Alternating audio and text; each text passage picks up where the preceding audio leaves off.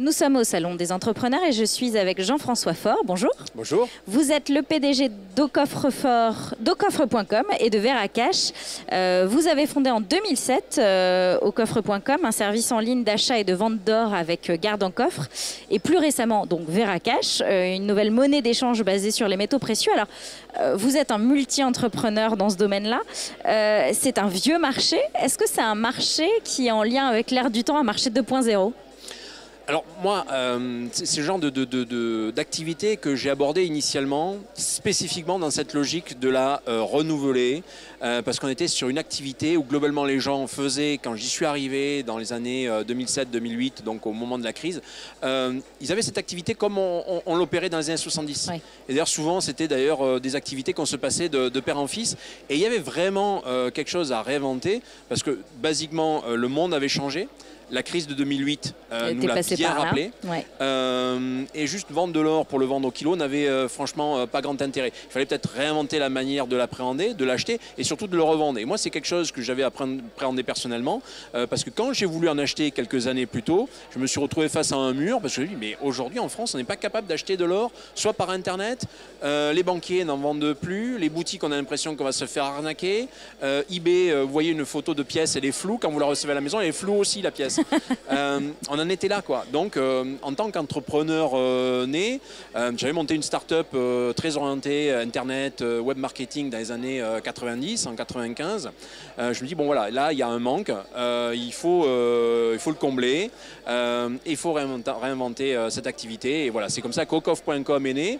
Aujourd'hui, Aucoffre.com, c'est presque une activité qui est devenue, entre guillemets, une activité classique, parce qu'on n'est pas les seuls en Europe. On est leader en France, mais en tout cas en Europe, il y a beaucoup de beaux challengers. Et on a essayé nous-mêmes de se disrupter ou de casser notre propre statu quo en faisant un spin-off d'une activité qui était assez sympa et qu'on avait lancée en 2012, qui s'appelait la Veracarte, qui a plutôt très bien marché, qui permettait de payer, de consommer directement avec une Mastercard. Ça a plutôt bien marché, mais on s'est dit l'étape suivante, c'est l'or, on en refait une monnaie, mais non pas une monnaie étatique, surtout pas les talons or, mais on a fait une monnaie open source, une monnaie qui devienne la monnaie un peu de Monsieur Tout-le-Monde et dont il soit le seul garant. Et avec Veracash, donc, on est sur ce genre de logique et de problématique, et on est, je pense, en phase de concrétiser ce genre de rêve. Alors, pour revenir sur la thématique de l'entrepreneuriat, quels peuvent être les intérêts pour un entrepreneur d'investir dans l'or ?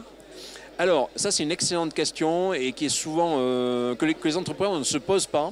Or, aujourd'hui, beaucoup d'entrepreneurs sont ce que j'appelle les entrepreneurs bas de bilan.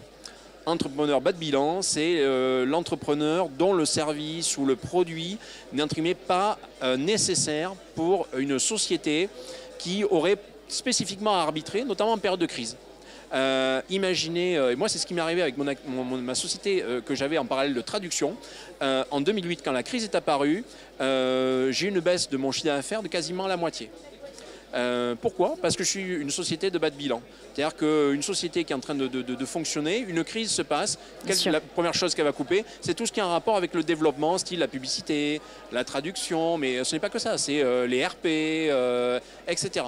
Donc vous êtes une société qui est entre guillemets donc bas de bilan, et vous le savez de toute façon par nature, et bien l'or peut être intéressant parce qu'il va être contre-cyclique. Donc vous allez peut-être en acheter de manière un petit peu régulière. Imaginons tous les mois vous mettez 0,1% de votre chiffre d'affaires sous forme d'or. C'est absolument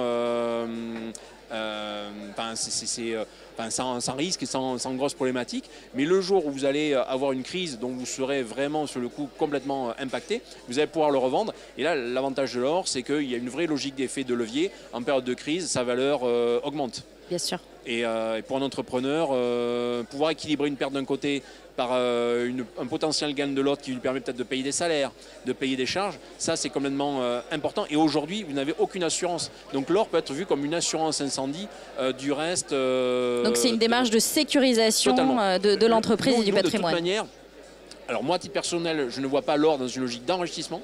Par contre, je le vois dans une logique de lutte contre l'appauvrissement. C'est pas du tout pareil, et nous c'est comme ça d'ailleurs qu'on le vend sur notre plateforme, surtout pas dans une logique de rendement promis, on est capable de rien promettre.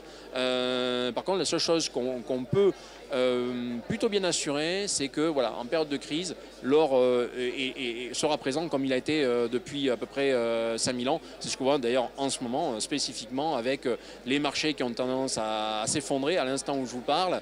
Même le Bitcoin promis par Nabila à ses plus hauts, lui aussi en train de dévisser. Eh bien, quelqu'un qui avait de l'or qui aujourd'hui a pris un peu de valeur, et bien peut-être un peu le revendre pour équilibrer ses pertes.